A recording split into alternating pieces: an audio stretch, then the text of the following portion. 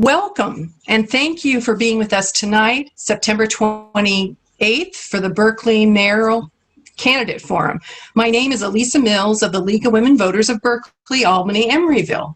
The League of Women Voters is a nonpartisan organization that encourages informed and active participation in government. We do not support or oppose candidates or parties. The advocacy arm of the League may take positions on issues such as ballot measures. However, this forum is presented by the Voter Services and Education arm of the League, which does not take positions or advocate for them. I'd like to remind everyone that the candidates have all agreed to participate under ground rules for this forum. These ground rules are posted in Eventbrite. Candidates are not permitted to display campaign buttons, t-shirts, signs, Zoom backgrounds, etc., in order to maintain neutrality. We are recording tonight's forum, and the session will be available on our website, lwvbae.org, through votersedge.org/ca, with links on our social media accounts at lwvbae. There are 4 candidates running for Berkeley Mayor. They are Jesse Arreguin, Wayne Hsiung, Aidan Hill, and Naomi D. Pete.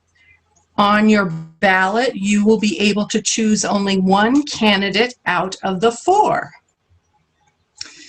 Although there are 4 candidates listed on your ballot, we have only 2 candidates present for this forum, but one candidate, Naomi D. Pete, provided us with a statement she submitted since she could not attend.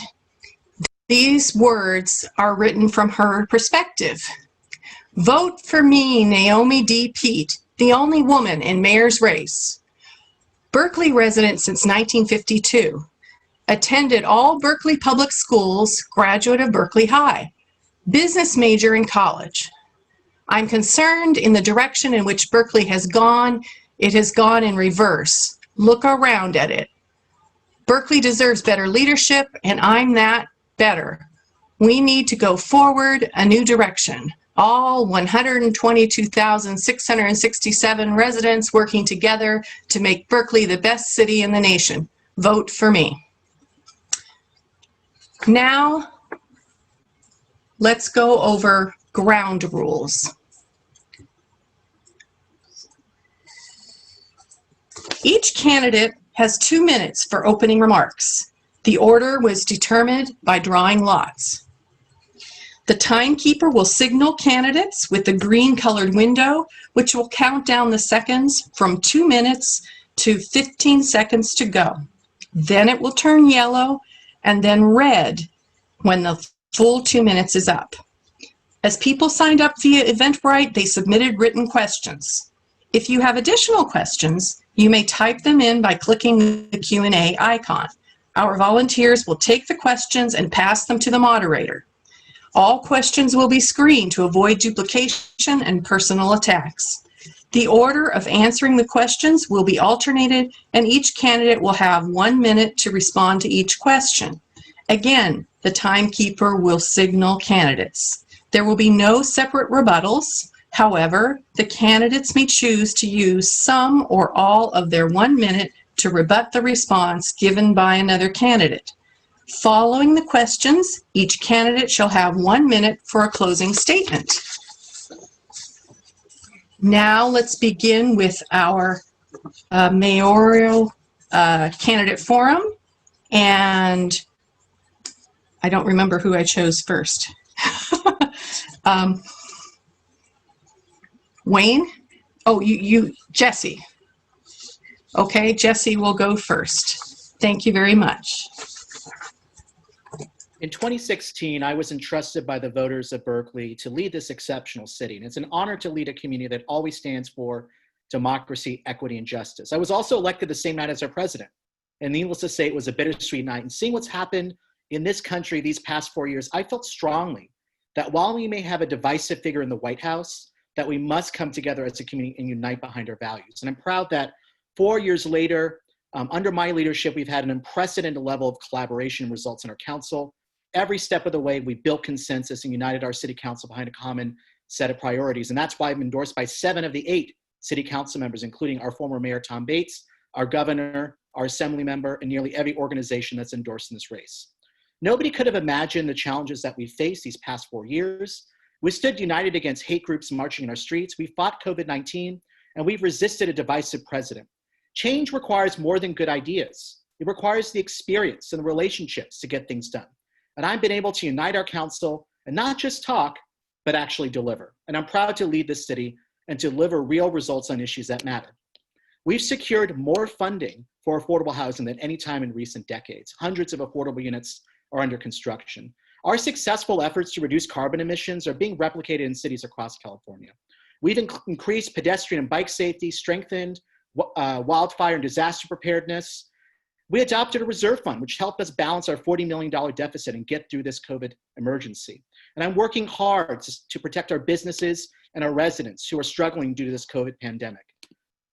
I'm honored to have the support of the Sierra Club, the Democratic Party, former Secretary of Labor Robert Reich, the Alameda Labor Council, the California Nurses Association, the Berkeley Firefighters Association, Supervisor Carson, a supermajority of our city council, and our entire school board.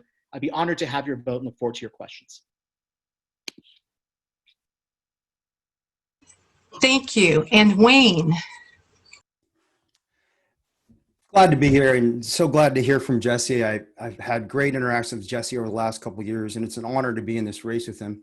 You know, there are 3 reasons you should vote with us, and this is about us. It's not just about me. It's about the movement of people behind this campaign. And the 3 reasons are: we've got the right vision for Berkeley, we've got the right set of experiences, and we've got a real community, a real grassroots movement, which is what you need to create change. So first, vision.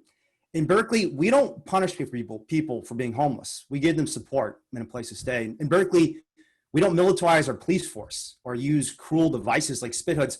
We believe in police reform and accountability. In Berkeley, we believe in climate science, and we know that we cannot wait 30 years when nations like Norway are moving in 10 years. We've got to move faster. The world simply can't wait. And finally, in Berkeley, we believe in integrity in our elections. We don't believe in corporate PAC money. These are big differences between myself and the incumbent. And I know that when people actually look at our vision and platform and compare it to Jesse's, they'll see that our vision is the right one for Berkeley. But we've also got the right experiences. I'm not a politician. I'm a community organizer. I bring people together to create change. I stand by principle. Jesse has attacked me for being a threat to Berkeley because of the arrests I've gone through. I think the civil disobedience I've done is one of my most important qualifications. But I've also been a community organizer on a housing project. I've done multi-million-dollar solar deals as an environmental attorney. I passed legislation on a statewide basis, leading thousands of activists, and I've been an environmental law professor. When we're facing a climate crisis and a housing crisis, we need agents of change, not traditional politicians. But the third and frankly most important reason to vote with us is we've got a real movement behind us. You know, if you felt left out by Berkeley politics or by politics period, and you understand we need change, look at me. I'm not part of the establishment. I am part of a movement of ordinary people who are sick and tired of seeing homeless encampments grow, the climate crisis ignored. And if you want change, work with us and let's do it. Okay, thank you, Wayne. And now we've been joined by Aidan Hill. So we would like to hear your 2-minute candidate statement. Hello, everyone. My name is Aidan Hill. I use they, them pronouns. I'm currently the vice chair of the City of Berkeley's Homeless Commission, and I'm a dedicated community activist. It was once said that a city upon a hill shall be a light upon the world, that city can no longer be hid. It's up to us, the community of Berkeley, to be this light. I know that everyone is worried about our pandemic with the coronavirus, that they're worried about their basic needs not being met because we've only gotten a $1,000 200 stimulus check. I want you to know I see you, I hear you, and as a candidate for Berkeley Mayor, I promise I will give you justice. Currently, I'm a UC Berkeley student studying political science, but I'm also an affiliate of the United Nations Department of Global Communications. I have experience at every level of government, including the federal, state, local, and grassroots. I actively work in our city to promote community gardens and open space, because if we have an earthquake or a wildfire, we need to make sure that people have a place to go where they're safe. Likewise, I'm openly trans. I use they, them pronouns, and I actually am the first non-binary candidate with a legal gender marker X in United States history. My vision for Berkeley is simple. It's a vision for our future generations, a place where our children can play, where the technology that we have here and the spirit of innovation finds a light and bridges it across the world. I'm encouraging housing subsidies. I'm encouraging the enforcement of local affordable housing quotas. I want to repeal policies that criminalize people for their mental health and expand our community services. Likewise, I'm very keen on the environment. I have a plan to work with food and healthy organizations that promote plant-based food to cafeterias, hospitals, and grocery stores. Likewise, I currently work with organizations such as Food Not Bombs. Thank you. Thank you.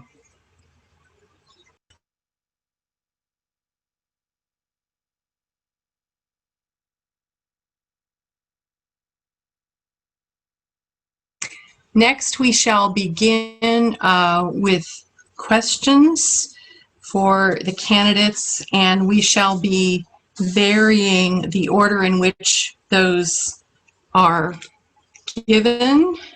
I will read the question and indicate who shall go first and the order in which you will respond. So for our first question, I will direct that to Wayne. And the question is, what comprehensive plan do you have to address massive fire concerns in and around the Tilden Park and Grizzly Peak areas? Yeah, I think there are three things we need to do. One is we have to have an emergency communication system that works well. We should be using SMS, social media, every tool available to us to make sure people are getting forward notice about any wildfire risk. Second thing we need to do is make sure evacuation pathways are both communicated to people and cleared, and that emergency responders are able to get up to the hills and put out the wildfires if we need them. This should all be game planned ahead of time. It should be simulated. We should know exactly how people are going to get up and how people are going to get out. Third thing I think we need to do is have emergency relief programs available to folks. So whether it's opening up schools and parks, shelters for folks who are escaping the wildfires. Of course, we should be communicating with families and expecting and helping them form their own plans. But if they don't have a plan, we could have dozens of families that need a place to stay, need food and water, and we've got to be ready for it when it comes. Those are the three things I think we need to do. Thank you. And now, Aidan.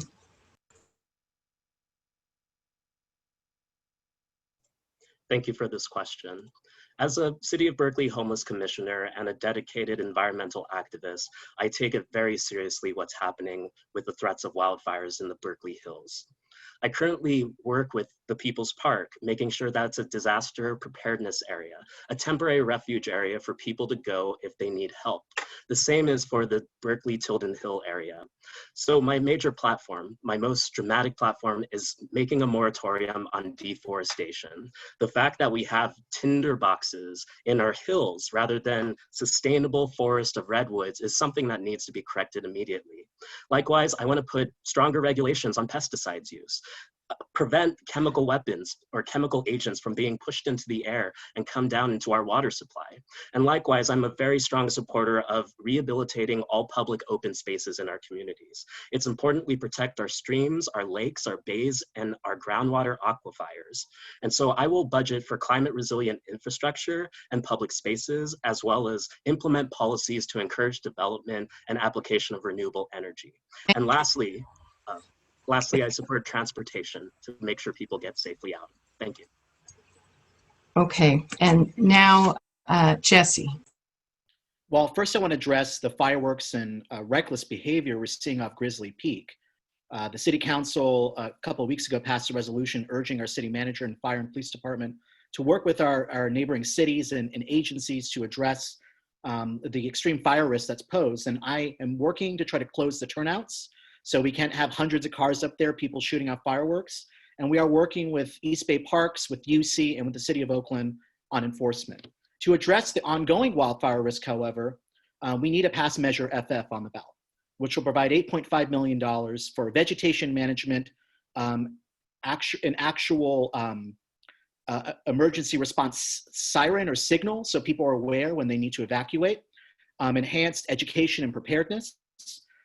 We've allocated over $1 million under my mayorship to clear hazardous fuels for vegetation management. And I support undergrounding of utilities, our safe passages program, and continuing to clear hazardous fuels which pose a risk.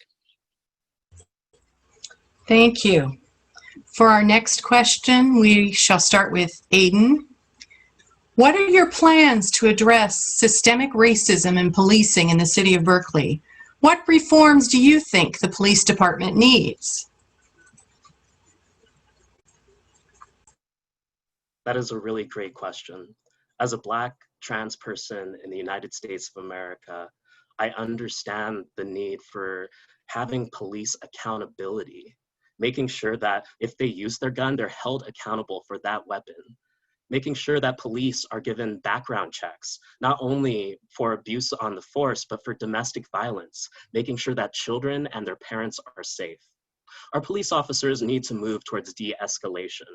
Not only have I strongly supported police reform, and even in 2018, when I ran for city council, I gave police a letter, a declaration, a position paper telling them steps that they can choose to reform. The first one is surveillance. Eliminate surveillance in public parks. The next one is making sure that we divest from homeland security. Imagine our current federal administration having control over our police departments because they control our budgeting. Through de-escalation techniques, I know that all of us together can make sure we have an accountable Berkeley Police Department. Thank you. Thank you. And next we'll hear from Jesse. Well, I first want to acknowledge our police department are leaders in de-escalation, and they're training other departments on how to de-escalate situations. But we do need to address systemic racism in law enforcement. And that's why the Berkeley City Council this July is launching a process to reimagine public safety, engaging people throughout the entire city to talk about what safety means to all of us and to look at the structure of our police department, how we can reduce the size of the police department budget while focusing on public safety. That means looking at moving our response to mental health calls out of our police department, creating a Department of Transportation so traffic stops and parking enforcement is out of our police department. Lastly, I want to address an issue which may come up around urban shield. I did vote to let our police go to urban shield.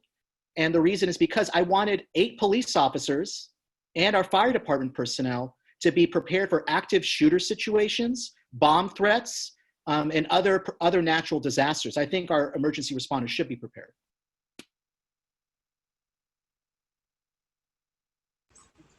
And now Wayne. Jesse and I will have to agree to disagree on Urban Shield because I don't think military training, our personnel carriers, and so on are necessary for the Berkeley Police Force. But on the question, systemic racism is alive and well, even in Berkeley, California. And if you don't know the name of Kayla Moore, we should all know her name. If you don't know Leonard Powell's name, a Black man who was forced out of his own home in the middle of the house crisis, you should know his name too.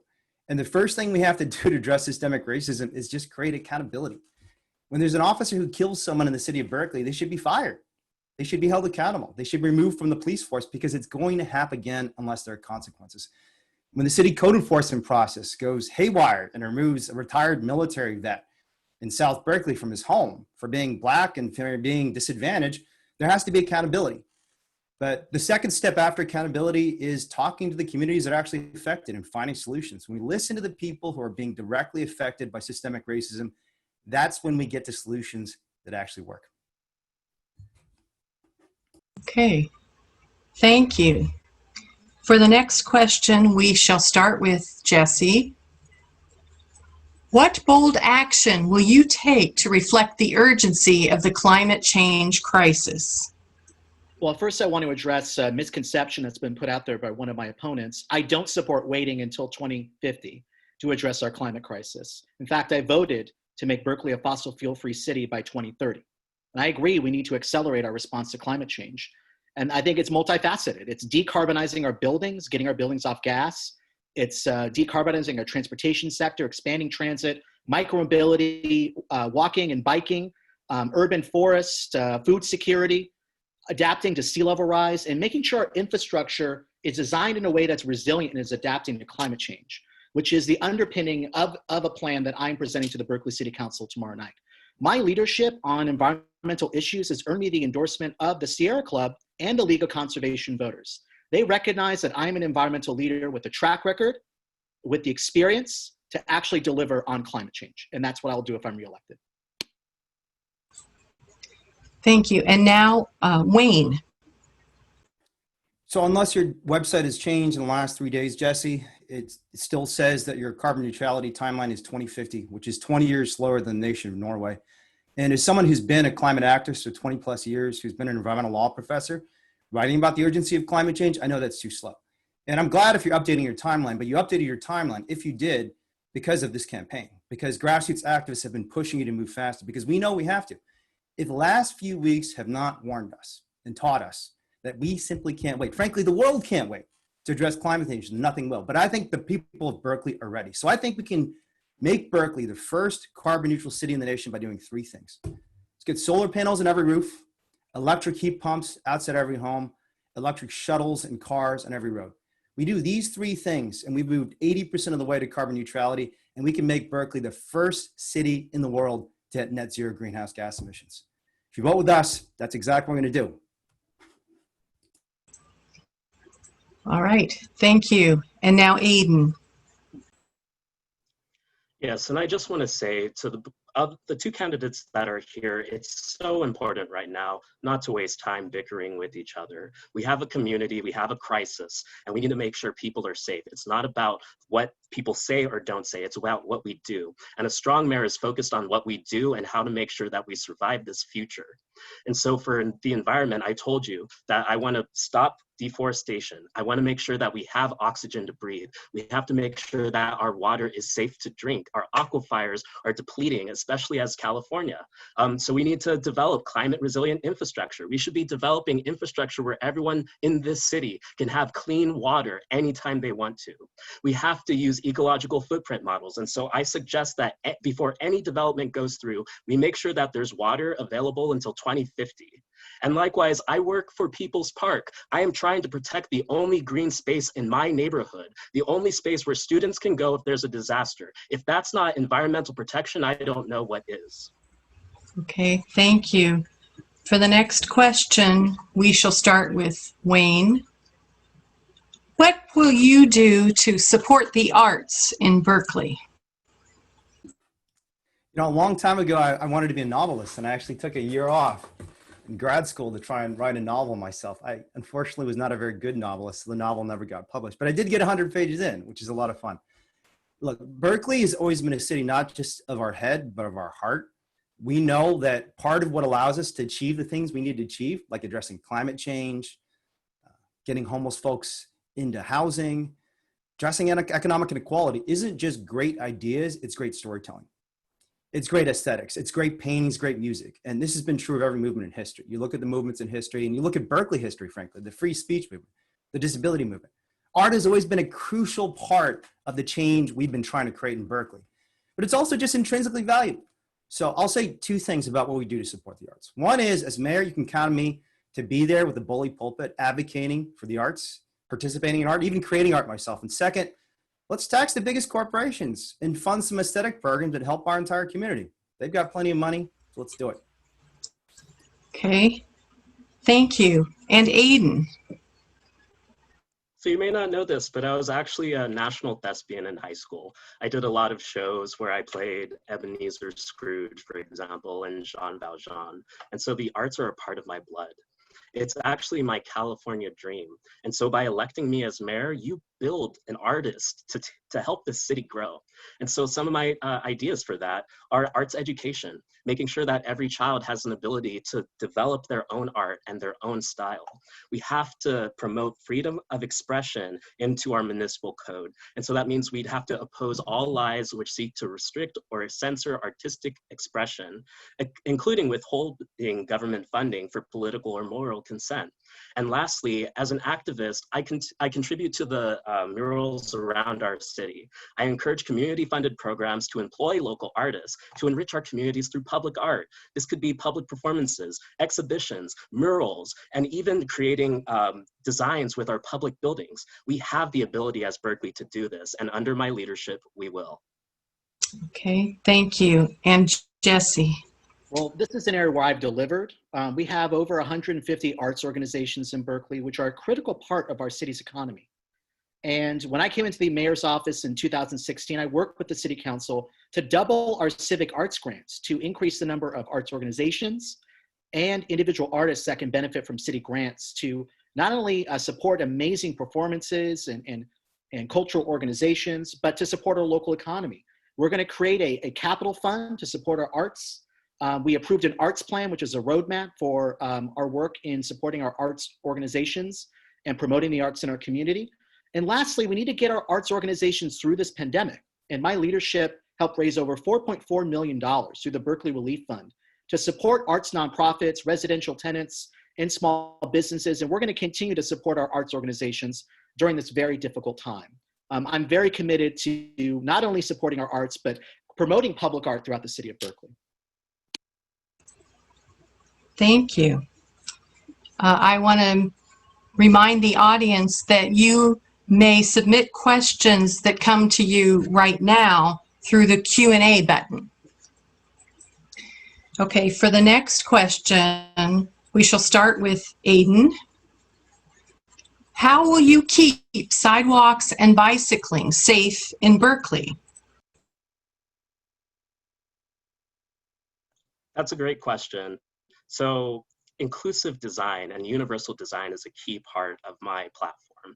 Accessibility for all people. And so by working towards expanding our sidewalks to eliminate cars from taking over our roads, because 60% of greenhouse gas emissions are from cars, we make sure that people in wheelchairs are protected, people with safety canes, and people who need accessibility and room to go around and breathe. Likewise, I believe in traffic circles. I believe in deterrent methods for speeding, and I really encourage our unique design as a city of Berkeley to implement these things. I've seen so many traffic stops because people didn't realize a stop sign was right in front of them because it's covered with trees. We have to find new ways of creating bridges and not walls within our city, and that's by creating a strong public transportation network that's reliable, that's on time, that easily communicates the times in which it's coming, and together we can do that. Thank you. And Jesse. Well, I'm proud that Berkeley has one of the largest bike to work rates of any city of our size in California, and high rates of people walking, but we know that our streets are not safe. And I think we need to do more in terms of enforcement to make sure that drivers are not engaging in dangerous behavior, but we need to redesign our streets to make them safer for bicyclists and pedestrians. I'm proud to co-sponsor our Vision Zero policy, which is focusing on engineering of our streets, enforcement, and education. Those are critical steps. I was proud to vote for our 2017 bike plan, and we're moving on the first project of that bike plan, a protected bikeway on Millview Street. We've already implemented a road diet on Adeline with protected bike lanes. I support expanding our bike infrastructure throughout our city, narrowing streets, improving crossings to make them safer. And lastly, my leadership and position on the Alameda County Transportation Commission best positions me to deliver critical funding for Berkeley to implement these projects if you re-elect me as mayor. Thank you. And now Wayne. Yeah, so I've got personal experiences in this regard. I know how dangerous the streets can be because I've been T-boned by a car in my bike. My bike went underneath the car. I went over the windshield. I still got a creaky knee now, many years later from that accident. And it's scary out there. It's scary out there. And I think, honestly, the number one thing we have to do is just move faster on infrastructure projects. When potholes are taking sometimes weeks or months to fill, when the Gilman interchange, which is one of the most dangerous interchanges in the Bay Area, takes 5 years to get from funding to breaking ground and 15 years from the time we realize it's a danger to the time we actually start moving to do something about it, we're not going to be able to keep our bicyclists and our pedestrians safe, because when there's a problem and wait so long to fix it, it's not going to be solved properly. So the number one thing we can do is create more accountability and transparency in infrastructure projects. But the second thing we should do is just look at best practice cities. Let's look at cities like Amsterdam. Amsterdam is an amazing city. We have little kids and grandmothers riding on bikes. Look at what they're doing. Let's follow in their footsteps. Let's make our streets safe. Okay. For the next question, we'll start with Jesse. What strategies would you put in place to help unhoused people get off the street? Well, we have a plan in Berkeley, the Pathways Project, which is focused on providing temporary shelter and housing intensive services to focus on rehousing people. And I'm proud that we've been able to house over 250 people through our navigation center in West Berkeley. We need to expand that to all of our shelters. We need to look at things like an outdoor encampment. We need to create more permanent housing, because at the end of the day, housing is the solution to homelessness. And to address something that I'm sure is going to come up, I do not support criminalizing the homeless. I opposed Measure S in 2012. What I did support and what I did put forward is a reasonable policy to ensure that people can live on our streets and shelter on our public spaces, but not obstruct access to our sidewalks, so that people in wheelchairs, people with strollers, and people that are using our parks and public spaces can access them as well. I think we all need to coexist in our city, the unhoused as well as people who are using our parks, our sidewalks, and our commercial spaces. Thank you. And Wayne. Yeah. So first, just as an attorney has done a lot of criminal defense work, what Jesse said is incorrect. The code section at issue was a criminal code section. It had potential criminal sanctions for violation of it. And the reality is, when you look at the data, when you punish people for being poor or homeless, it makes the problem worse. And that's what we've seen over the last couple of years. Homelessness, encampments sprawling over the city. 65% of the people homeless in the city are Black. 68% are disabled. Punishing people for being disabled, punishing people for being poor, especially in communities of color, is not just ineffective, it's an ethical issue in Berkeley. It's not consistent with our values. So I think there are three things we need to do. One is, instead of punishing people, we need to identify the people who need supportive services the most and get them off the streets first. Second is, we need a regional agreement, so we don't have Albany fighting with Oakland, fighting with Berkeley about where all the homeless people are going to go. We all have to work together.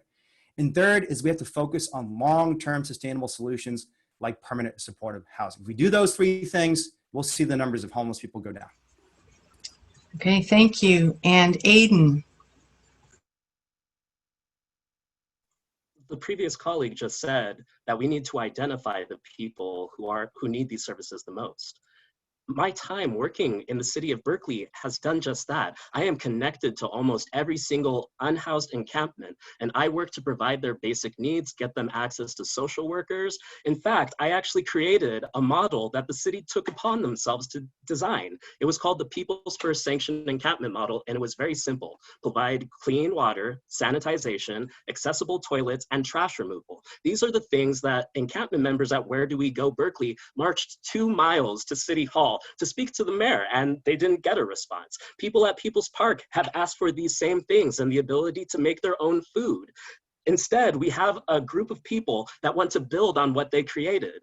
We have to treat homeless people better. We have to make sure that their quality of life is here. And homeless people are mothers with strollers. Homeless people are disabled people who can't put up their tents. So we need to make sure we're a welcoming city. And that means providing services for the people that we should know ourselves as candidates. Okay, thank you. Okay, for the next question, we shall start with Wayne.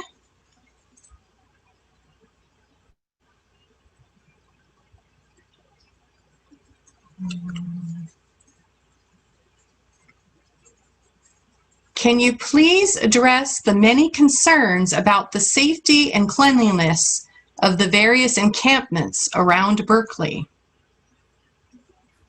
First thing we have to do is just make sure the city takes responsibility. I mean, I live near the Gilman encampment. I've personally requested the city come and at least put out some dumpsters many, many times, probably a dozen plus times over the last just 6 months during the pandemic, and it hasn't happened. It hasn't happened.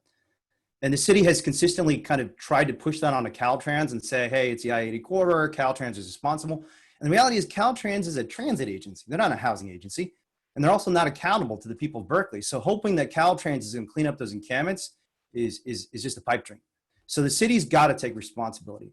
But in the long term, what we need to do is identify the most vulnerable at-risk people in those encampments, the folks who are not highly functional, and make sure they get into housing first, because they're the ones who are causing the most garbage, causing the most problems, and frankly, the ones who are suffering the most. And right now, Berkeley isn't doing that. They piloted a program to identify the most vulnerable people. We need to reinforce and affirm that and say that the folks who are at the bottom 10% are the folks we need to help first. When we get them off the streets and get them into housing, it'll trickle up to the rest. Okay, thank you. And Aidan. This is a great question, and it's something I work on every single day that I'm in our city. I want to make sure that people feel good about themselves when they wake up in the morning. I ask the community to think of these questions. How many showers are accessible in our city? Where are they? How many lockers are accessible for daily use? Where are they?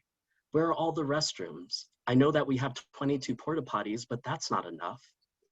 In our houses, in our apartments, we keep mementos, we keep things for long periods of time.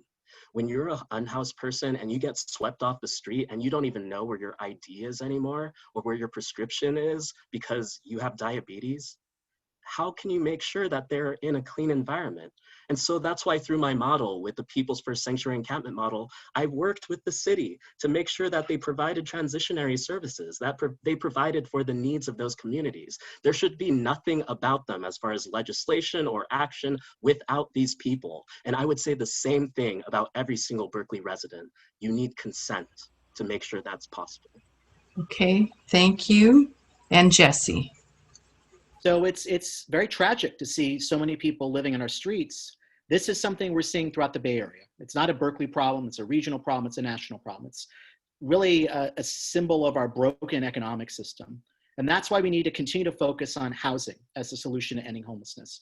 We're working with the county and the state of California to buy hotels and looking at buying other properties to create a permanent supportive housing in the city of Berkeley. We are going out and we're doing outreach to people at those encampments, including the most medically frail and people with mental health issues, to move them out of those encampments into hotel rooms and into trailers, and we'll continue to do that.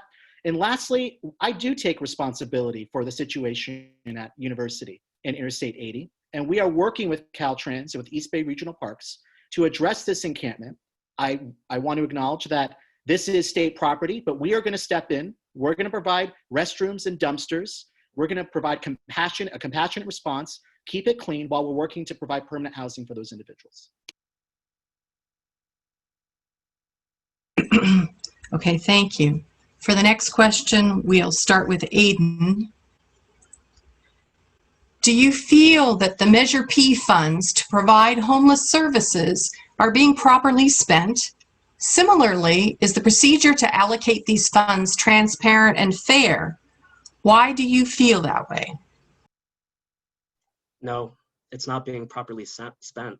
It's all going to Stair Center, in which unhoused people have claimed it's inaccessible, it's unable to get them into true housing, and it's on a railroad track for the first thing. And the time that the Stair Center opened, 2 people from our unhoused community died on those railroad tracks. And so no, it's not accessible to the city of Berkeley. I provided many solutions that are accessible, and that's, for example, tiny homes. Tiny homes and zoning changes to include ADUs is a wonderful path forward to make sure that people are off of the streets. We don't have to build high rises.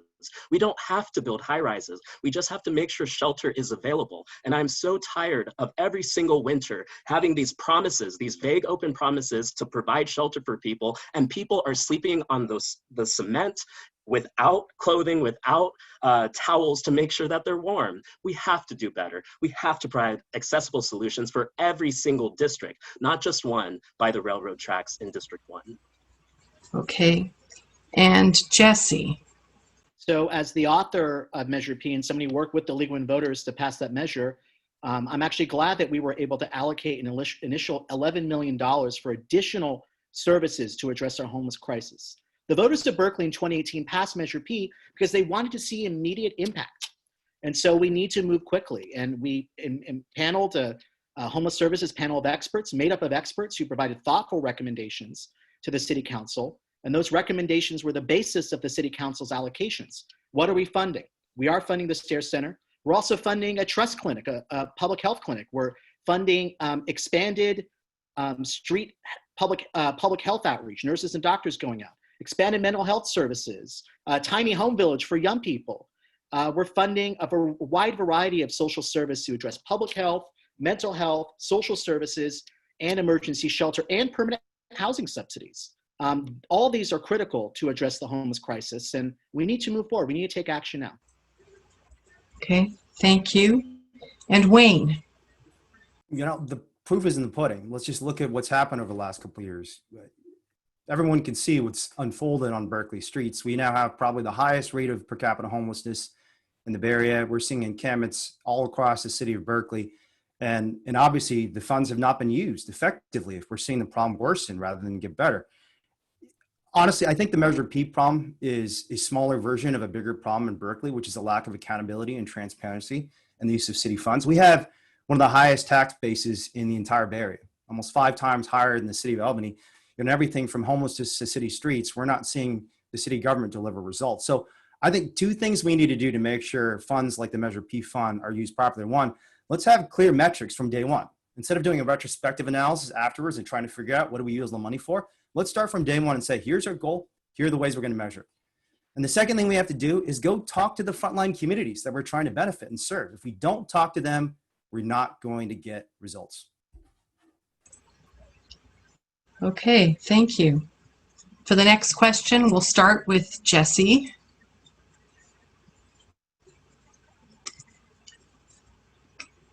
People of color are disproportionately impacted by historically racist housing policies. What are your plans to address these inequities, specifically addressing the high cost of housing in Berkeley? Well, I have supported legislation that was put forward by Councilmember Drosty to do a study of our existing zoning to look at increasing density in our residential neighborhoods.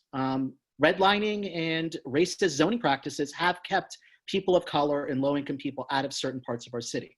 And so we need to address these systemic inequities that exist. We also need to address this regionally.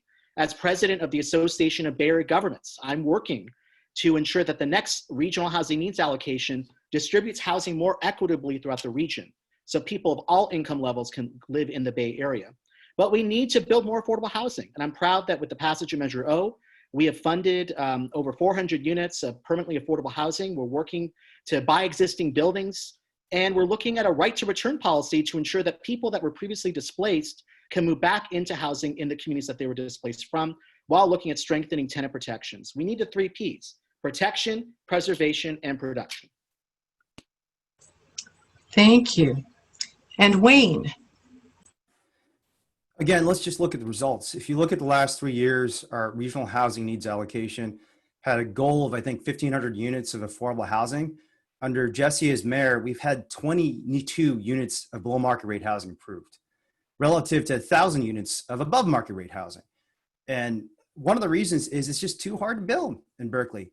I took a look at our zoning ordinance in Berkeley. It is 449 pages long. And I know we're trying to streamline it, make it more simple for folks to build. But when our zoning ordinance is nearly 500 pages, it affects not big corporate developers like Patrick Kennedy, who contributes to Jesse's campaign, but not ours. It affects that grandmother who's trying to build an ADU in their backyard for their grandchildren and move back to Berkeley. It affects that kind of person on a fixed income who needs a little more rent money, so is trying to get a golden duplex approved in their basement. Those are the folks we need to support. Those are the folks we need to provide housing access to, and those are the folks that I will fight for if I'm mayor. Okay, thank you. And Aidan? Something that distinguishes me between my other colleagues here is that I will talk about the situation in California with climate refugees. Our population of potentially unhoused people is going to expand dramatically, and we need to make sure that there are accommodations for them. And when it comes to the experience, I understand that the incumbent has been within the system for a long period of time, and I'm greatly thankful for that work. It's important, but we need a vision for the future. We need a vision towards pathways to home ownership, towards rental protections and subsidies, making sure that no one is kicked out. We are very lucky that this pandemic has helped us retain our housing, but at what cost? And that is the cost of 1 million lives globally. And we need to make sure we give those people justice. We need human zoning reforms that make sure that we have occupancy and building ordinances in which people have those fills. And I have provided platforms for every single level of housing in Berkeley, including low income as well as above income. And I'm ready to implement those housing platforms to the City Council on day one. Okay. Right. Thank you, Aidan. We shall start with you for this next question. Explain your understanding of the different types of homeless populations here. What are your solutions for each of these populations here in Berkeley? How many people of each of these populations can we support here in Berkeley? What are plans for any regional solutions? Great question. So in my work, I know a lot of different aspects of the homeless crisis. We have disabled people that can't afford their medications and therefore they're having mental health crises. We have students who didn't realize that, for example, UC Berkeley doesn't provide housing in the winter, and so they don't have a place to live for about 6 weeks. We have people who have their housing, but for some reason, they can no longer maintain it. There's either a buyer's move in or that they lose their housing to some speculation. We need to make sure that everyone has a pathway. And I agree with one of my colleagues. We need to make sure that that pathway is streamlinable. And I know the city government is working on a website where that will make sure it's possible. But to protect our community from becoming unhoused in the future, we have to provide for their basic needs. We have to provide a social safety net. That means retirement insurance, that means preventative healthcare. And I'm the only candidate with a platform to make sure universal healthcare is implemented in Berkeley. And those things will help make sure that people keep the housing that they already got. Okay, thank you. And Jesse. Well, people talk about regional solutions to homelessness. Let me tell you, it's not easy. It requires the relationships and deep understanding of the issue and the ability to get the resources. And I am leading a committee of county supervisors and fellow mayors in Alameda County to develop a countywide plan that will involve all cities in addressing this crisis. My leadership on this issue has earned me the endorsement of our county supervisor, Keith Carson, Mayor Libby Schaff, and mayors from throughout Alameda County. And they have endorsed me because they know that they can work with me to find regional solutions to this issue. On ABAG, I'm working on a policy level to talk about how the entire region can address the issue of homelessness. But we have a very diverse population, predominantly seniors, predominantly African-American, people with mental health and substance abuse issues. We have transition age youth. We need to address the needs of all those people, not just by providing healthcare, by providing mental health care, by providing access to shelter and permanent housing. We need to address this issue, which is an issue of systemic racism as well. Okay, thank you. And Wayne. Jesse and Aidan are right. This is a race issue. This is a disability issue. 65% of the people who are housed in this city are Black. 68% have a disability. So this is a public health crisis. This is a crisis of systemic racism. And I guarantee you, if we had 2,000 Cal students who are living in encampments across the city of Berkeley, we would be moving a lot faster. And that's exactly what we need to do. But you can roughly break down the populations of people experiencing homeless into 3 categories, in my view. One is disability, and in particular mental health. Second is addiction. And third is folks who are facing economic insecurity. You need different tools for those different problems. For the folks who are having a mental health crisis, we need to expand our mental health services. We identify the people who are most vulnerable, who are frankly having the most, not only problems themselves, but creating the most problems in the encampments in the community. We need to get them off the street first. For folks with addiction issues, let's get them to counseling, AA, other evidence-based interventions that can get them off drugs and alcohol. And for folks who are just economic insecure, let's just give them a check. Let's get them some job training, get them a job, and get them an apartment they can live in. Okay, right, thank you. For the next question, we'll start with Wayne. What is your position on the golden duplex exemption? Yeah, this is one area where Jesse and I think disagree. I don't think the golden duplex exemption is worth fighting. I think that folks who are having someone live in their basement are very different than corporate landlords. I think there are consequences to extending rent control to golden duplexes. In particular, if you extend rent control to golden duplex, many cases, landlords will not be willing to reduce their rent. There are a lot of landlords who might be willing to give their tenant a deal, especially in a time like this, the pandemic. But if they know the moment I decrease my rents, I'll be stuck at that lower level indefinitely, they won't reduce their rent. So I believe in fighting for tenants' rights. This is a city that is a tenant city. I'm a tenant myself. But we have to have common sense, rational policies. Instead of just having knee-jerk reactions to the political dynamics of an issue, let's look at actually how it's going to affect tenants. And if we extend rent control to grandmothers who are renting out their golden duplexes, that could actually increase the rents because those grandmothers aren't going to be willing to give their tenants a deal. So let's move carefully, let's move thoughtfully and have a nuanced policy on this and do what's best for tenants and our community. Okay. And Aidan. According to the Daily Cal in 2018, a resident by the names of Carla Simmons stated, "This is a family unit. It's breaking my heart that I'm going to have to sell the property that my great-grandfather built. I don't think that's right. I think that there needs to be greater dialogue. I think there needs to be subsidies in place to make sure that people retain their housing, especially if it's historic even. And we need to make sure that people who have access to the market have reliable rents and increases on their quality of life. I like the idea that two different families can live together in whatever form that takes. It's co-housing. It's making sure we make use of the land available to us. But the fact that we don't have this clarity in the dialogue, that we can't take this on a case-by-case basis, it makes it so much more difficult to actually create legislation. We have to work with the communities that are being impacted directly, and that means making sure that all voices are heard at the table. Thank you. And Jesse. Well, I agree that we need a nuanced approach to this issue because it involves small property owners. And living on the single-family home property is very different than living in a 30-unit building. And it's those kind of thoughtful approaches around our housing policies that I have advanced as mayor. But I am a strong supporter of rent control, but I also support our small landlords. And we need to help our small landlords during this very difficult time.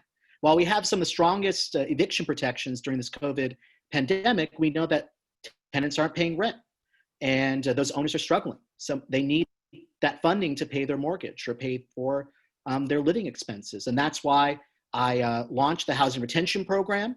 We funded it with over $2 million. And those grants have supported tenants and small landlords to stay housed and pay their rent during this difficult time.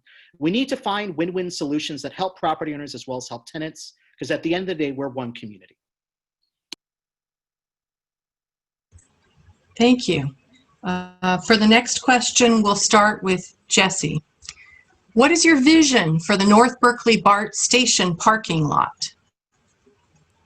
Well, I'm proud to have led this effort with former Councilmember Mayo and Councilmember Kesarwani, both of whom endorsed my candidacy, as well as BART Director Rebecca Saltzman, to have a large parking lot at the North Berkeley BART station is an incredible waste of space when we're in a climate crisis.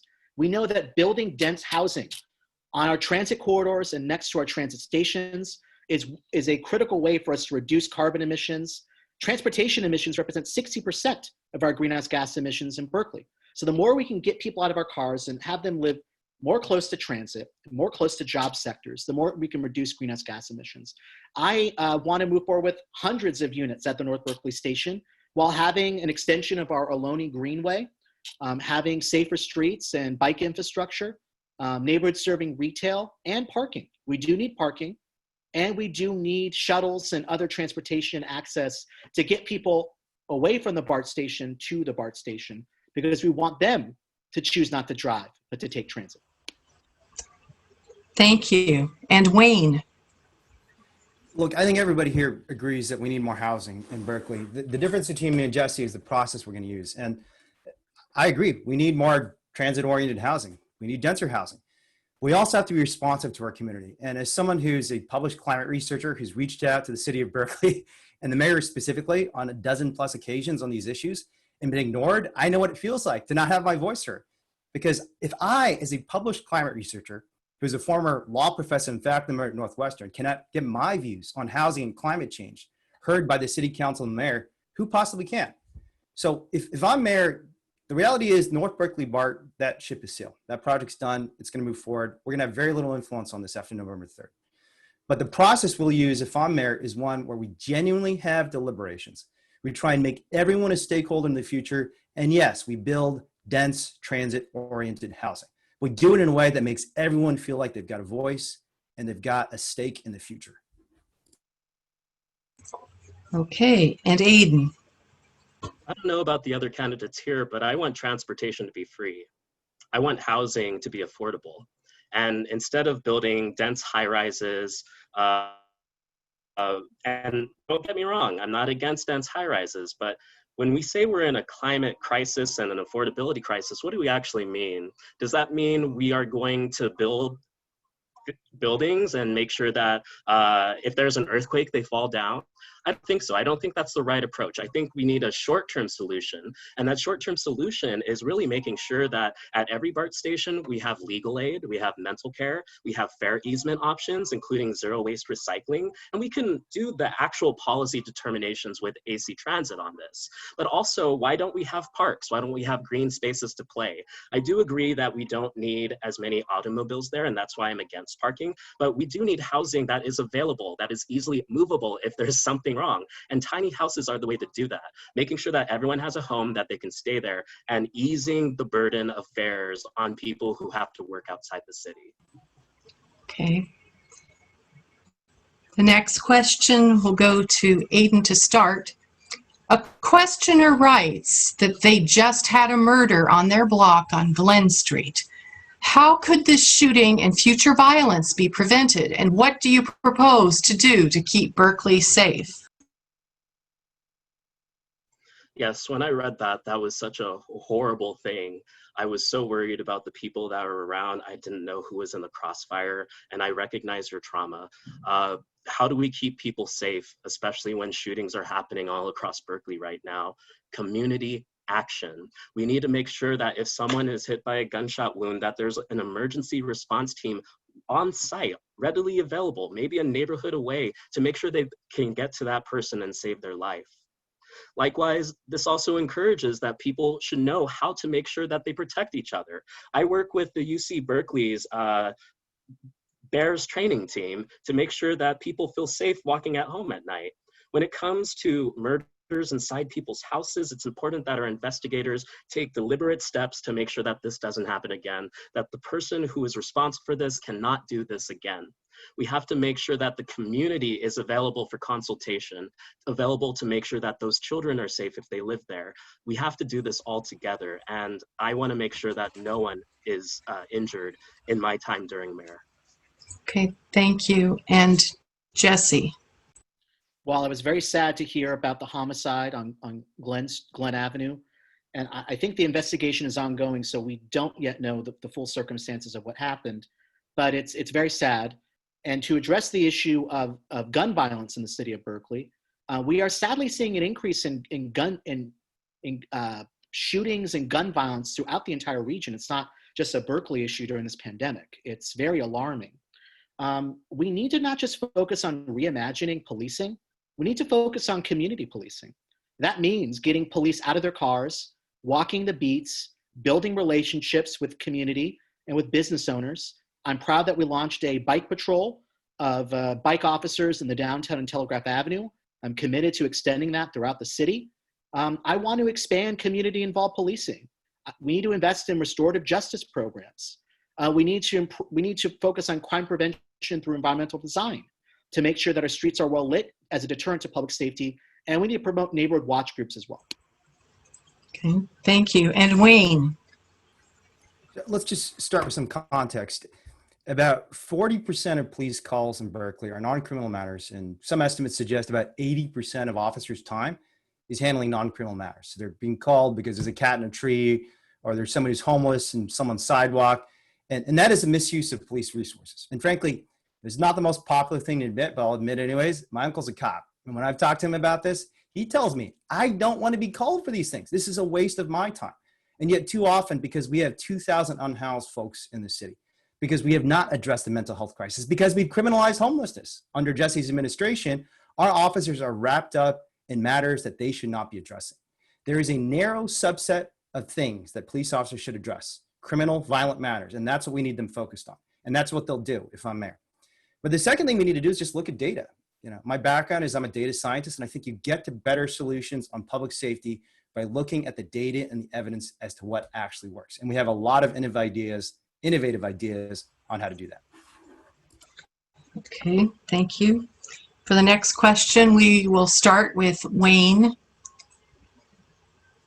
As mayor of Berkeley, what specific goals and plans would you have regarding animal rights? Will you work to ban meat eating in Berkeley? I absolutely will not. There are two goals I have as an animal rights activist. And many of you know that I have a long history as an animal rights activist, but I'm also an environmental activist. And addressing factory farming is not just an animal cruelty issue. It's the only way we're going to save the planet. Because if you look at a consumption-based inventory of greenhouse gases, in other words, the things we consume, rather than just the things we produce in Berkeley, food suddenly becomes the number 2 factor in climate change. So we're going to stop these wildfires. We have to start moving towards plant-based meats. But there are two things I'd like to do. One is, let's give people the right to know where their meat is actually coming from. Because it turns out food fraud and disinformation is a huge problem. It's only been made worse by these ag-gag laws that Trump and his supporters have been passing around the country that prevent us from having true and accurate information about the diseases, the environmental damage, and the cruelty in our meat system. So we need to give people the right to know where the meat's coming from, and they can make good informed decisions. Second thing we need to do is subsidize and incentivize innovation in plant-based meats, because we should have delicious, sustainable, compassionate meat. But to do that, we need to move towards plant-based meat sources, and Berkeley can lead the way in that regard.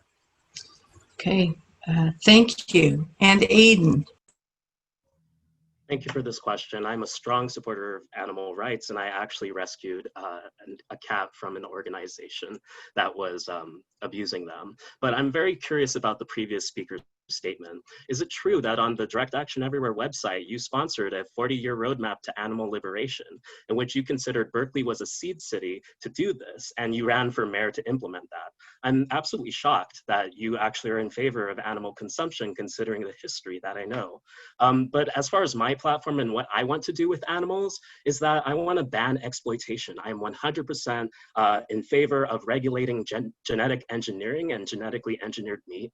I'm in favor of wildlife protection, and so I have recommendations regarding the Endangered Species Act to really protect our native animals and the plants in their natural surroundings, especially when we plan economic development. Likewise, I believe in a right to live. As mayor, I want to make sure that stray dogs and cats are taken care of in our city. We can have collective houses for these animals, and we can make sure that they're safe. And so those are some of the things that I want to do, but definitely look at my platform for more. Okay, and Jesse. Well, I think we all support animal rights, and Berkeley has really been at the forefront in recent years on animal rights issues. In fact, Mr. Hsiung's organization has brought various pieces of legislation which we have adopted, like a fur ban, which became a model for the state of California. While I support animal rights, I'm focused on the actual day-to-day issues of the city and making sure we have a better quality of life for everyone in our community. What I won't do is put forward a plan to shut down businesses that serve meat and give them $1,000. What I won't do is encourage tactics like harassing our small businesses. What I won't do is engage in extremist tactics. And a mayor and a public official needs to not be a divisive figure, but somebody who's going to lead and bring people together around a common policy agenda. And that's what I would do as mayor. Thank you. The next question will start with Jesse. How will you meet the many goals and needs of the city of Berkeley while staying within our budget? Well, it's extremely challenging. We had a $40 million budget deficit this past year. And thanks to the fiscal prudence that this city council put in place in 2017 to create a reserve fund and reserve $30 million, and we're continuing to put more money into that reserve fund, we were able to balance our budget without cutting city services and laying off our city workers. And we know that we're going to be facing even more difficult budget times in the years to come with the economic fallout of COVID-19. So we need to prioritize health and safety. Our response to COVID-19 must be our focus first and foremost. And we need to make sure that we're focusing on essential city services and infrastructure. We do have infrastructure projects that are moving forward even in this pandemic. We are paving streets. We are moving forward with our Measure T1 projects. We need to focus on the basics to improve our city and our infrastructure. When I came in as mayor, we had a declining sidewalks, a sewer system, a marina that needed investment. We didn't shy from those problems. We stepped up. And we've made unprecedented investments in our infrastructure and our public buildings and parks. Okay, thank you. And Wayne. Briefly, I just want to point out the misinformation Jesse just shared with everyone. What he called an extremist tactic was challenging an unconstitutional ag gag law in the state of Utah, supported by, among other people, Donald Trump. But on the question of how do we maintain our fiscal responsibility in the context of a pandemic, I think the most important thing for us to do is tax the rich. We have enormous resources and wealth in the city of Berkeley, and most of that wealth is being held in the stock market and by large corporations. We need to start doing things like what San Francisco did in 2018 with Prop C, gross receipts tax on the largest corporations. We need to consider what Palo Alto and New Jersey are considering right now, a tax on ultramillionaires. And we don't have to do this in a way that's negative and demonizing of folks who are wealthy, because frankly, I've got some wealthy friends, I love them. But the reality is, for wealthy and poor alike, if we don't get the revenue we need to address this fiscal crisis, our entire community is going to go off a cliff. And the future of democracy is at stake. We need people to re-up and invest in this partnership that we call the United States of America. So let's do it. Okay. And Aidan. Yeah, I want to recognize the incumbent in their response about extremist tactics. I think targeting Shave the Knees, I think targeting Trader Joe's, I don't think those are progressive, and I don't think those are available for Berkeley. But what I would do to make sure that this is possible, and I've worked and spoken to the city auditor, I would strengthen the city auditor's department to make sure that there's prioritized spending, and I want to work with federal, state, and local governments to ensure that taxpayers are not double taxed. And to do this, we have to make sure we maintain essential public services. I want to account not only for the environmental costs, but also social costs, such as substandard living and workers' conditions. In fact, I'm in favor of worker unionization to make sure those people have a livable wage. And likewise, I want to direct new resources to study the threats of cybersecurity, making sure that our money supply is taken care of in a city. And likewise, I want to create a Bank of Berkeley to pay for needed infrastructure on a pay-as-we-go basis. We have to take our economy into our own hands, and I know as businesses, residents, and leaders, we can do that all collectively together. Okay.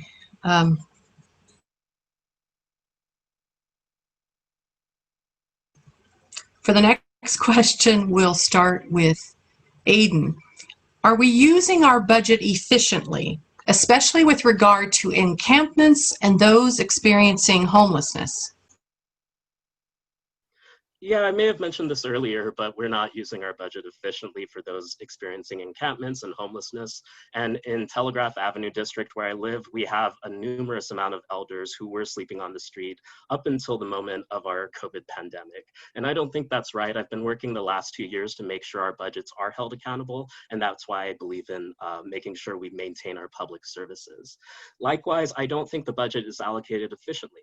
I think the majority of our budget is allocated to the police department, and that's usually paying for pensions, overtime pay, and their healthcare costs. And as long as more police officers are in our system, their rates of payment get higher. Instead, I believe that we should push for a budget that focuses on healthcare, that focuses on sewage and water waste management treatment, making sure we have clean water for our communities. And we really do need to prioritize a budget in which people feel like they have the strength and the solidarity to continue with their economic endeavors. We need to support small businesses, and I know small businesses don't feel like they're supported right now.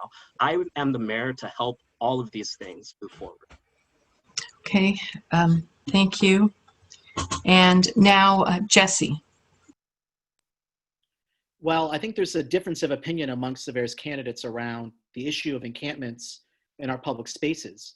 I do recognize that people need to shelter in place, and our city manager has adopted the CDC guidance to not remove encampments during this pandemic.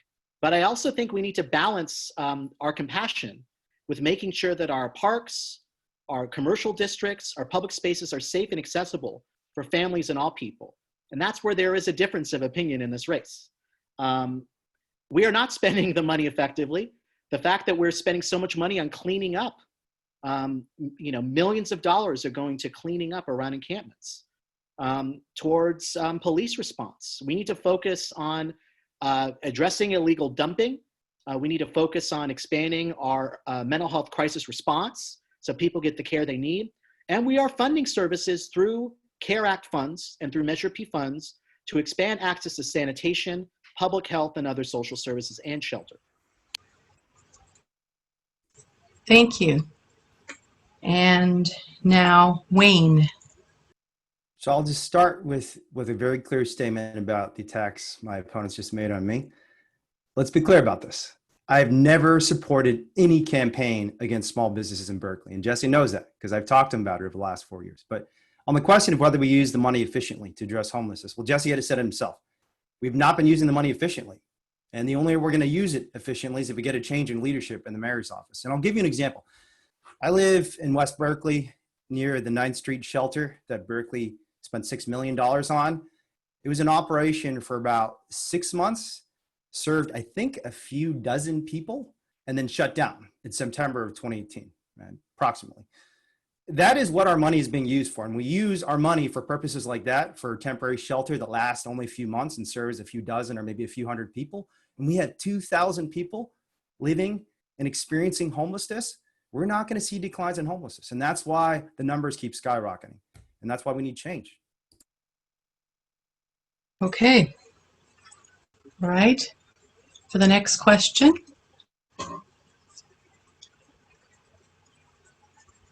We'll start with Wayne. What are you going to do to keep Black businesses in Berkeley? There are very few. I myself have lost my lease and probably will be going to Oakland. It's not a good look for Berkeley to have no Black businesses. The Black community has been utterly decimated by the policies of the last few decades. We've seen our Black community go from 30% of the population to well under 10%. It could be less than 5% at this point. We see racist code enforcement that has led people like Mr. Leonard Powell to lose their homes. And yes, we've seen Black businesses get shut down because Berkeley's regulatory climate favors folks who are white and privileged over those who are more vulnerable. So the number one thing we can do, frankly, is just to call it out. Let's identify and look at the numbers and see how many Black businesses are in Berkeley, how much we're supporting them, whether they're receiving grants at the same rate that white businesses and businesses in North Berkeley are receiving grants. And I think when you look at those numbers, you see time and time again racist practices in the city of Berkeley. Now, that's not because people are bad. People in Berkeley care about racism. People march against racism. So once we have the numbers and the data, then we can form systematic interventions to address it, including affirmative action, which I fully support. Okay, next we'll hear from Aidan. Yeah, I think we know the data and the reactions to why small businesses, especially Black-owned businesses, are not in Berkeley. And that's primarily that they can't afford the rent on the properties of small businesses. But yes, you're absolutely right that there is a racial component to that. And that has to do with people not understanding what Black products are. I'm a person that uses those products. I meet with Black businesses. In fact, we had a community store on Telegraph that was selling cupcakes, and they originally were a Black business. Of course, they have to expand because they can't meet their basic needs. And so what I recommend is that we codify a workers' bill of rights for our city. We have to make sure that people have the right to unionize without fear of firing or being reprisal. We have to make sure that workers' conditions are available for all of us and work exemptions. For example, if someone is in education, they should have quality childcare. They should be in paid employment or higher education. These are things that we can help businesses thrive. And I support a circular economy based off of environmental principles to make sure that there's no safety hazards in any business and that communities can design the businesses that they love and want to create. Okay, and Jesse.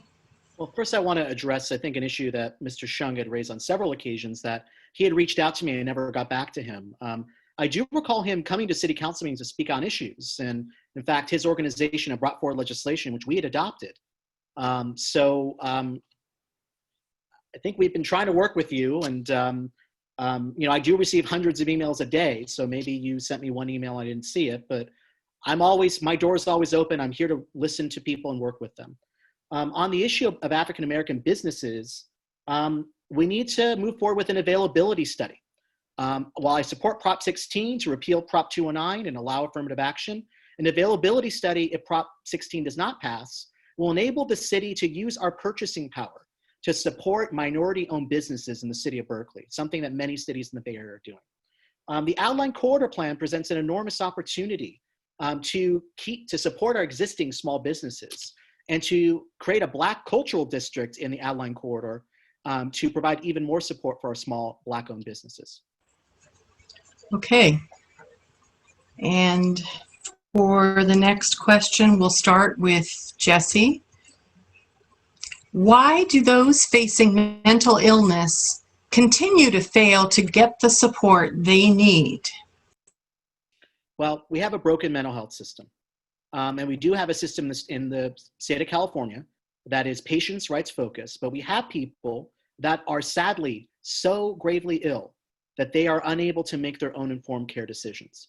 And while we do need to expand emergency mental health response, so our police are not responding to those calls, as some of my colleagues have said, we also need to look at an expanded conservatorship program, similar to what San Francisco has launched, so that our mental health clinicians in the courts can work with people to make care decisions so that they can get the care that they need, the medication that they need, and a treatment plan to help themselves. Because we're seeing people die in our streets, and it's not okay. And it's not a Berkeley issue. This is a statewide problem. When Ronald Reagan closed the mental health institutions, there was no system of community mental health services put in place. And so we are already working with fellow mayors in Alameda County on this particular issue, and it will be a critical priority in the next term. Thank you. And Wayne. So first, I appreciate Jesse's offer, and I'm going to hold you to that, Jesse. Win or lose this campaign, I want to work with you. Let's make Berkeley a better place, but we got to stay in touch to do that. But on the question of mental health, I have two professors at the University of California, San Francisco, world-class researchers advising our campaign on mental health issues. And Jesse's actually right, that at the end of the day, we're probably not going to be able to solve this problem in Berkeley because Reagan did shut down the mental institutions in the 1970s. The Republicans have gutted our social services and have been trying to cut Medicaid, Medicare, and they even want to kill Obamacare. In the long term, the mental health issues our country is facing probably aren't going to be solved until we get Medicare for all. We need a single payer system for everyone, and Berkeley can only play a small role in achieving that. Having said that, I think the number one thing we can do right now in Berkeley with our independent public health department is do more vulnerability testing. Let's identify who the people are living in these encampments who are suffering from the worst mental health issues, and let's prioritize them for getting housing and mental health care. Okay. And Aidan. I can only say just from the dialogue that happened right now, when it comes to mental health and racism, the erasure of Black people is one of the underlying reasons. And that's why Cheryl Davila, council member for District 2, who supported racism as a public health crisis, endorsed me for mayor because they understand that this is all interconnected. Likewise, I will work with anyone on this campaign when I win mayor too. It's important to say my name, Aidan Hill. And I will make sure that everyone has access to mental health care. I think I'm the best of both of these two candidates. I have the legislative experience and I have the understanding of legal expertise. And I will work towards universal health care. Likewise, for this topic, I have a platform already on patient-first mental health support. We have to provide support for people who are involved in abuse. We have to provide education and counseling programs. How many mental health counselors do our schools in Berkeley have right now? And if you don't know the answer, then maybe you should research that before you run for mayor, because we're in a crisis right now and we need to make sure people's mental health is taken care of. Okay. All right. Now, this question will be for Wayne to begin. Given a serious shortfall in funds to address those experiencing homelessness, what services will be retained or curtailed? Can this be done without implementing additional funds from residential property taxes? Two services that will absolutely be curtailed are one, putting people in jail for being homeless, and two, wasteful projects like that 9th Street project where we wasted $6 million to put people in housing for 6 months or less. But the other things that I think we need to curtail are all the symptomatic measures just aren't that effective. Investing more in long-term housing to make sure folks have not just housing, but supportive services around them, that the programs are voluntary, that the housing is attractive enough that people actually want to come in. Those are the measures that the evidence shows really, really work. So look, there are good symptomatic alleviation measures we should take. We should have porta potties out there. I believe in getting dumpsters out there so we can clean up the garbage. I've personally been affected by that because I live near the Gilman encampment. Every time I walk past the encampment, my heart breaks because I see hypodermic needles and feces and rats everywhere. But in the long term, the only way for us to get homelessness numbers to go down is a housing first, permanent supportive housing model. So that is what we'll focus on when I'm there. Okay, and now Aidan.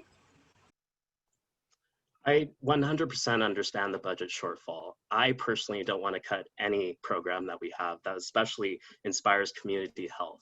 And actually, I have plans for taxation that are very streamlined. For example, we just talked about mental health.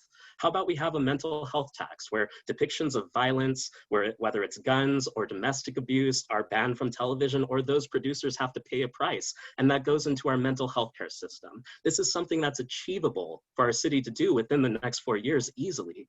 Likewise, I really want to prioritize education. Again, it's always about meeting our basic needs. We're going to have to learn to exist without products that cost thousands of dollars and hundreds of thousands of dollars. In fact, we're going to have to transition because our country may very well go within a budget crisis this November. And so I want to provide the basic needs and services for Berkeley, and I don't want taxpayers to be double taxed. I want to provide streamlined and efficient budgeting, and I have the experience with budgets to do this for our city overall. Okay, thank you. And Jesse? Well, we do have a shortfall because this is not a Berkeley problem. This is a regional problem. This is a statewide problem. This is a national problem. And prior to the pandemic, our governor was going to prioritize the issue of homelessness. Obviously, the pandemic has taken priority front and center, but hundreds of millions of dollars have been made available to local governments. And Berkeley is using those funds to lease hotel rooms, looking at buying hotels, looking at buying buildings, and expanding shelter and sanitation and supportive services for people during this pandemic. We ultimately need to focus on regional solutions. And the county has millions of dollars it's sitting in its prudent reserve, in its Mental Health Service Act, that could be used to buy buildings, to master lease properties, to provide permanent supportive housing. We need to focus on rental housing subsidies, master leasing of buildings, buying buildings, and looking at repurposing vacant buildings to create a capacity of permanent supportive housing, because housing first is the solution, and that has been the focus of Berkeley's approach through our coordinated entry system.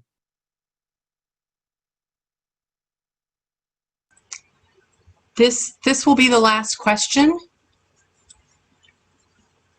And this shall go to Aidan to start. What is the number one thing that's not working in Berkeley right now and needs to change? And what's the first thing you are going to do for Berkeley in 2020? The number one thing, I think that's our culture in our city council. The last meeting I went to, public comments, all we had was 1 minute to speak. And then we have to wait until 3 a.m. sometimes to speak again on issues not related to the agenda. That has to change. Early on, when I was first running for city council, I really thought that we needed to have transportation that's free and accessible for everyone in our city to be able to participate in our city government. Likewise, I support having public comments on another day as well as the day in which items are reflected. The reason why I believe our lawmakers don't listen to the people in Berkeley is because they already have their minds made up. And how could they not? How could they not if they hear some new information at the last minute and they're expected to vote on it that same day? I want to make sure that we have participatory democracy. I want to make sure that our budgets are streamlined with the participation of our residents. We have to make sure their needs are first, not our own egos, not our positionality, but the safety of our residents and the safety of our city overall. Okay. And Jesse. Well, in addition to the COVID pandemic, which is, I think, should be our top priority, addressing the public health and economic emergency that we're dealing with, I want to make sure that we have a just economic recovery as part of the aftermath of COVID. And that means supporting and lifting up our small businesses, our arts organizations, residential tenants, making sure that people can stay housed. But in addition to that, the conversation that we launched in July to reimagine public safety, I think is a unique opportunity. And I'm glad that Berkeley is really at the forefront of the conversation in the Bay Area to look at moving our traffic enforcement and parking enforcement of our police department into a new Department of Transportation focused on Vision Zero to look at reducing those 40% of calls to our police department for mental health and homeless response, and expanding the social services safety net so that our police can focus on what they were trained to do, which is protecting our community. Nationally, we've heard the calls for reimagining public safety. I want to lead that effort in Berkeley. Okay. And also Wayne. Now, I've got to go back to the mission of my life over the last 20 years, which is solving the climate crisis. And if these last few weeks have not taught us that this is a very serious issue and that we have to move fast, then again, nothing will. And for us to actually solve this problem effectively, we need three things. We need leadership that has real passion and vision. And I've been fighting with every ounce of my energy for 20 years to save this planet. I've risked arrest many times. Jesse has used that against me. I think it's my most important qualification, that I have risked everything in my life to save this planet from climate change. Second thing we need is expertise. And as an environmental attorney who's done multi-million-dollar solar financings, as an environmental law professor who's actually studied climate change policy across the nation, I know we can move on a faster timeline. We can move on a faster timeline. That comes to the third factor that we really need to solve this problem, which is a movement. Because if we are going to solve this problem and achieve carbon neutrality, it's going to be all hands on deck. And for that, we need a new style of grassroots and inclusive politics. And that's what we're going to bring to Berkeley if we win this campaign. Okay, thank you. Before the candidates give their closing statements, I have a few remarks on behalf of the LWVBAE. Thank you to the candidates for running for office and for your participation this evening. I also want to thank the audience for engaging in our democracy. For further information about upcoming forums, the candidates, pros and cons, and positions on ballot measures, please visit the League's website, lwvbae.org or votersedge.org/ca. We invite you to join the League to help us engage voters and defend democracy. We do so much more than voter registration and education. Visit our website and social media accounts at LWVBAE. The deadline to register to vote is October 19th this year. You can register to vote online at the Secretary of State's website, sos.ca.gov. Remember to vote by mail or at the polls by Tuesday, November 3rd. This year, we are encouraging voters to vote as early as possible. Please see our website for more information about voting in this election. Now the candidates will make closing statements. We're going to reverse the order that we ended up following at the beginning. And each candidate will get 1 minute to make a statement. Therefore, we're going to start with Aidan.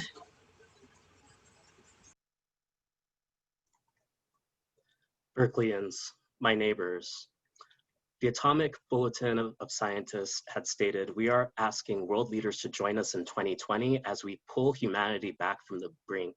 The doomsday clock now stands at 100 seconds to midnight, the most dangerous situation that humanity has ever faced.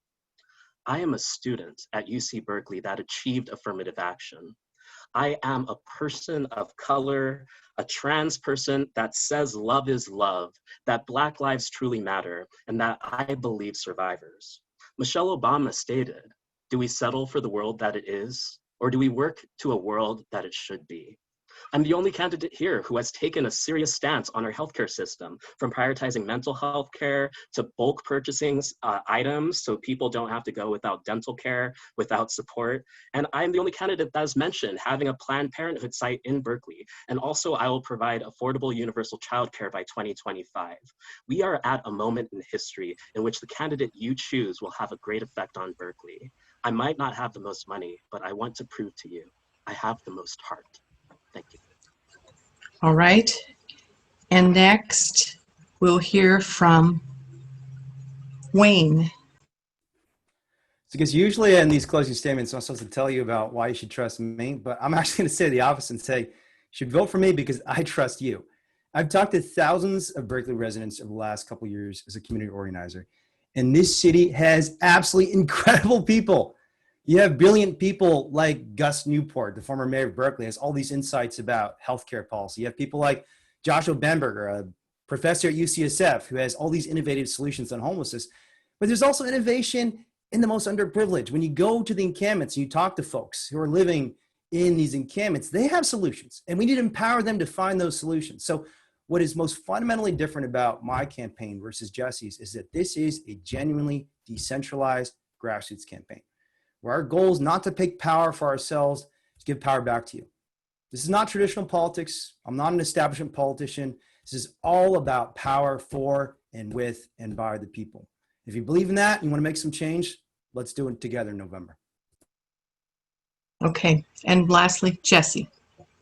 Well, thank you to the League of Women Voters for hosting this debate, and thank you to my colleagues. I think we had a good discussion tonight. This has been a challenging year for Berkeley and for our entire country. We have over 200 people that have died, 200,000 people that have died due to COVID-19. Our businesses are struggling, our residents are struggling, kids can't go back to school. We're facing orange skies and ash falling from the sky. But in these very difficult times, I am so incredibly amazed by the compassion and the innovation and the dedication of our community to rise above these challenges and to blaze a new path forward. And I really think now more than ever, Berkeley must show how we can address the critical challenges facing cities in the 21st century. That has been my focus as mayor. I've been proud to serve this community as mayor, to address longstanding challenges of infrastructure, of fiscal responsibility, housing and homelessness, racial justice, economic justice. I'm proud of the work that we've done. If you reelect me, we'll continue to move Berkeley forward. Okay, thank you all. So because we don't have the audience in person, we can't give you a round of applause, but let me just say that we are very grateful for all of you to be here. And thank you everyone who attended, and good night.